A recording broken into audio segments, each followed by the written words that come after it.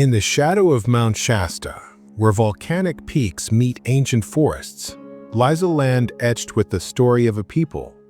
This is the ancestral homeland of the Atsugewi, a story written in the flow of the Pit River and the rustle of pine and juniper trees.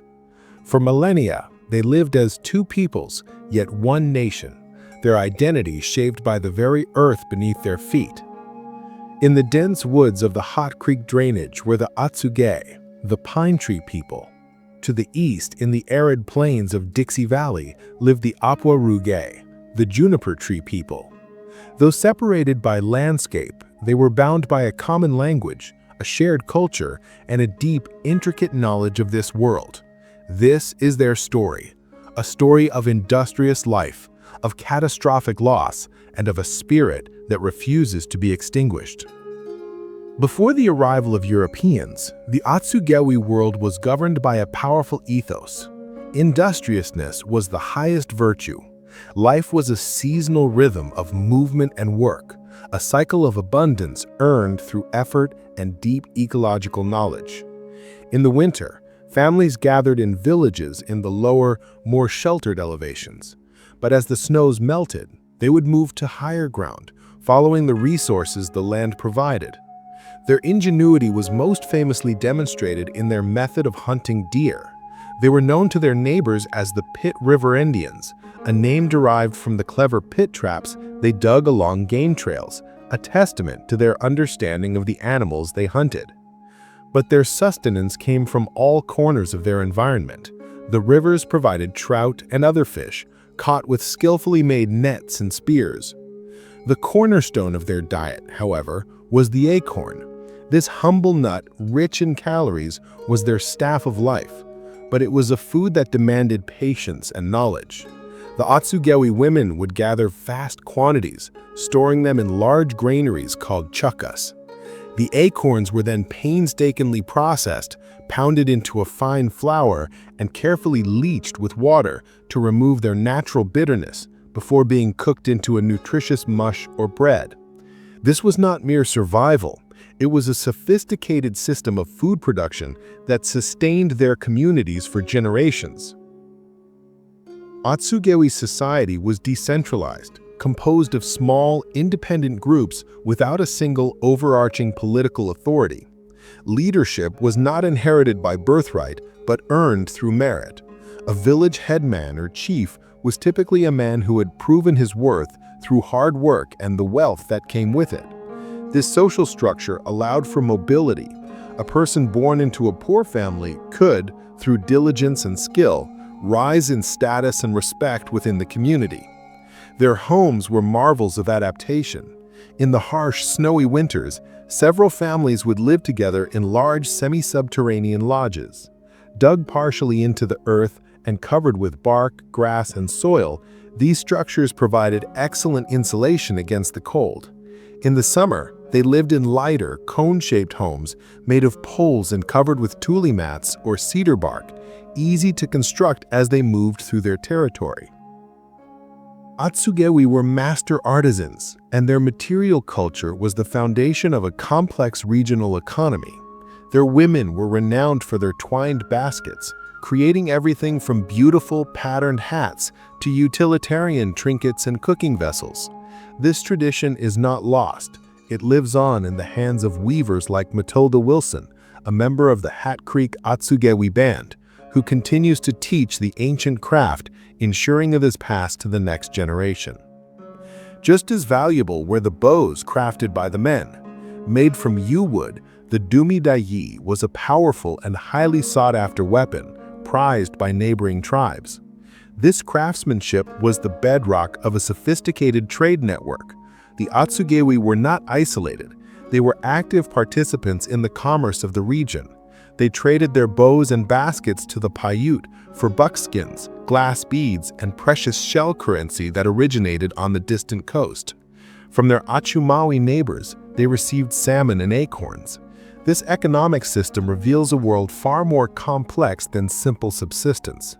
It was a precarious balance where peaceful trade with some was necessary for prosperity, while the constant threat of slave raids from the Modoc to the north made defense a constant necessity. Their industry was not just for status, it was essential for survival in a world of both opportunity and danger. Atsugewi world was alive with spirits. Their beliefs were woven into the fabric of their daily lives, connecting them to the natural and supernatural realms. At puberty, both boys and girls would undertake a power quest, a period of fasting and solitude in the mountains, to seek a guardian spirit that would guide them through life. These spirits, often appearing in the form of an animal, would grant powers for hunting, healing, or leadership. Shamans, who possessed particularly strong connections to the spirit world, were respected figures who could cure the sick and lead ceremonies. This spiritual foundation gave meaning to their hard work and their place within the living world. In 1848, a discovery at Sutter's Mill on the American River unleashed a cataclysm: gold. The news triggered a human flood of prospectors and settlers who descended upon California with a singular rapacious goal. For the Atsugewi and the hundreds of other tribes in California, it was the beginning of the end. The newcomers brought with them a worldview that saw the land not as a sacred home to be stewarded, but as a resource to be plundered. This was not merely a clash of cultures, it was a state-sponsored genocide. California's first governor, Peter Burnett, openly called for the extermination of the native population. The state legislature passed laws that stripped native people of their rights, making it legal to enslave their children and forcing them into unpaid labor. Crucially, native people were barred from testifying against whites in court, creating a system of total impunity for their attackers. State and federal funds, totaling over $1.7 million, were used to arm and pay local militias and vigilante groups to hunt and kill Native Americans. Bounties were offered for heads and scalps. The Atsugewi were not spared. In 1859, a group of settlers, mistakenly believing an Atsugewi village in Hat Creek was responsible for the killing of 2 whites, attacked the village and slaughtered its inhabitants. It was one of hundreds of such massacres that swept across the state. Alongside the bullets and blades came invisible killers. Diseases like smallpox, to which the Atsugewi had no immunity, ravaged their communities, killing thousands and shattering the social fabric that held their world together for millennia. The numbers tell a story of near total annihilation. In just a few decades, the Atsugewi population, along with that of their Achumawi relatives, was decimated. This was not a tragic consequence of expansion, it was the intended result of a calculated policy of extermination written into the laws and funded by the treasury of the new state of California. For the few who survived the massacres and plagues, a new horror awaited. In the 1860s, U.S. soldiers rounded up the remaining Atsugewi and other Pit River bands and forced them on a brutal march to the Round Valley Reservation, hundreds of miles from their homeland. Eyewitnesses called them drives, as the people were herded like livestock. The sick and the elderly often died along the way. Their destination was a concentration camp, where they were confined on the ancestral lands of the Yuki people, often alongside tribes that had been their traditional enemies. The physical genocide of the gold rush soon gave way to a new strategy: cultural genocide. The weapon of choice was the Federal Indian Boarding School, an institution built on the motto, "Kill the Indian, save the man." Children were forcibly taken from their families and sent to distant schools like the Sherman Institute in Riverside. Lillian Snooks, an Atsugewi girl born in 1927, was one of them. At the age of 12, she and her siblings were sent hundreds of miles from home. At Sherman, Lillian and thousands of other children were stripped of their identities.